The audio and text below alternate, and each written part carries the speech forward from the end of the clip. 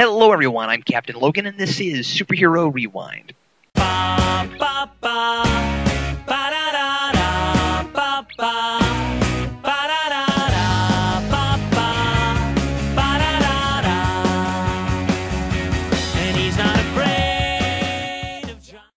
Justice League The New Frontier is one of the best in the DC Universe animated original movies. It's an excellent example of successfully adapting a comic book story or graphic novel into an animated feature.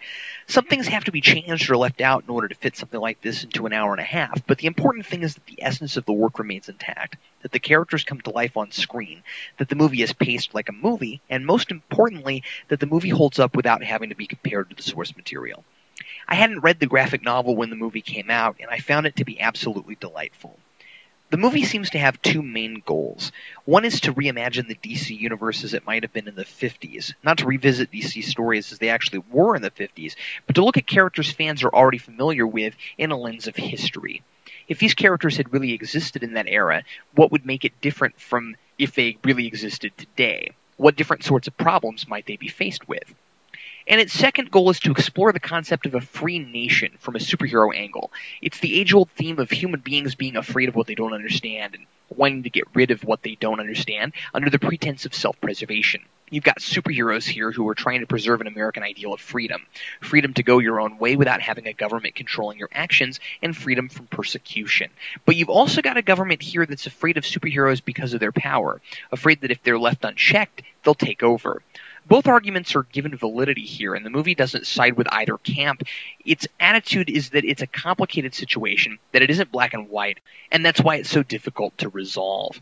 There's a scene early in the film where Superman ridicules Wonder Woman for letting her people kill a group of rebels who took them captive in Vietnam. He wants superheroes to work with the American government, not to exact their own brand of justice. But he ends up caught between two sides, because the government he wants to work with is also trying to round up superheroes in the street, like the Flash, because it doesn't trust them. They seem to put up with Superman because they couldn't control him if they wanted to. Ultimately, there's a global threat called the Center that the military and the superheroes have to work together to fight, and the film ends on a very positive note. Perhaps it wraps up a little too nicely, but it's a message of hope, and I like that. Even though the people in charge and the superheroes are oftentimes afraid of and distrusting of each other, they're ultimately able to recognize that they all have to live together and that they all essentially want the same thing, to live their lives as they see fit. The movie does a great job of blending nostalgia with realism. There's a bit of a romantic lens we're seeing this era from, but it isn't without its complexities and its horrors. Sometimes the further back we go in our own history, the more we see it as a simpler and better time, and especially this period.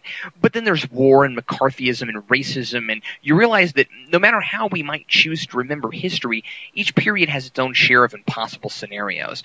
So at the same time as we get to see Superman, Batman, and Wonder Woman in their classic costumes and with very period-sounding voices, and we get these fun moments of Batman using his state-of-the-art equipment in the Batcave and Hal Jordan driving classic cars, there are also moments where characters have to make tough decisions and have to go through difficult character arcs, especially Hal Jordan, whose arc begins with his being forced to kill a North Korean soldier after ejecting from his plane, and then spending the next 2 years in a psych ward. I really like the various disconnected character arcs that converge at the end of the film. It almost could have been a vignette film if it weren't trying to structure itself like the graphic novel, because some characters have their own subplots which have their own beginning, middle, and end. Martian Manhunter arriving on Earth, trying to fit in, and being discouraged by humanity's lack of tolerance for things they don't understand. And Hal Jordan's arc of bouncing back from his mental breakdown, going back to the Air Force, and ultimately being chosen to become a Green Lantern. Those are the largest stories in the film, but other characters have their own smaller arcs that help reinforce the big ones and the overall themes of the movie. Flash deciding to give up being a superhero because he's afraid for his family. Not afraid because of the supervillains he fights, but because of the government hunting him. Superman, as I mentioned before, trying to create a balance between normal people and superpowered people. And Batman, the vigilante Superman doesn't want to become, who appreciates the asset superpowered people can be, but who, like the government, doesn't trust them. When he visits Martian Manhunter, disguised as John Jones, the detective, Batman reveals that through his observation he knows John isn't human. He leaves with this warning: I have a $70,000 sliver of radioactive meteor to stop the one from Metropolis. With you, all I need is a penny for a book of matches.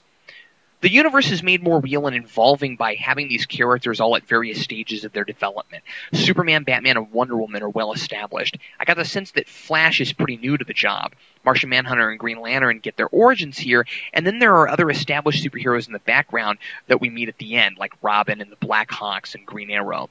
But even while each character is going through something different, the story is well crafted, and they all bring something to the central idea.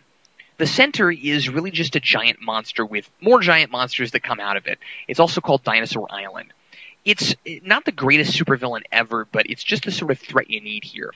It's a global disaster. The military can't take care of it on its own, and it's the only kind of problem that makes sense for so many superheroes to come together to solve.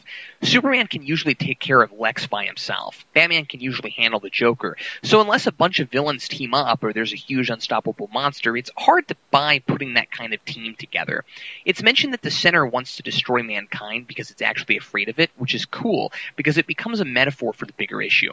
Superpowered people can destroy the government, or the government can destroy them, all because of fear and lack of understanding. But in the end, if they can't work together, somebody's going to be destroyed. So they find a way to work out their differences, and they defeat an entity that has the same problem but isn't willing to overcome it. What happened to the center would have happened to one or both sides of society had they not changed their course. The voice casting is really good, my favorites being David Boreanaz as Hal Jordan and Neil Patrick Harris as the Flash. It's odd hearing Phil Morris as Faraday since he plays John Jones in Smallville, and here he's playing a man who at first hates Martian Manhunter because he's an alien and ultimately ends up befriending him.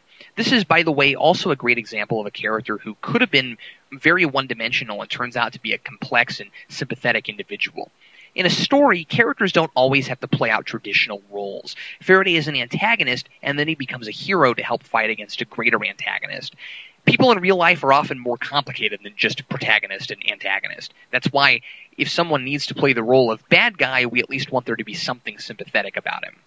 I do think the film spends maybe a little more time with Hal Jordan than is necessary, but I love how prominently featured Martian Manhunter is.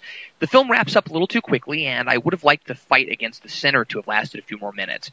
There are some awesome bits from the graphic novel that really reinforce the period feel that just wouldn't have translated to screen like the newspaper articles, but I think the montage of superheroes coming together at the end, set to John F. Kennedy's New Frontier speech, more than make up for that.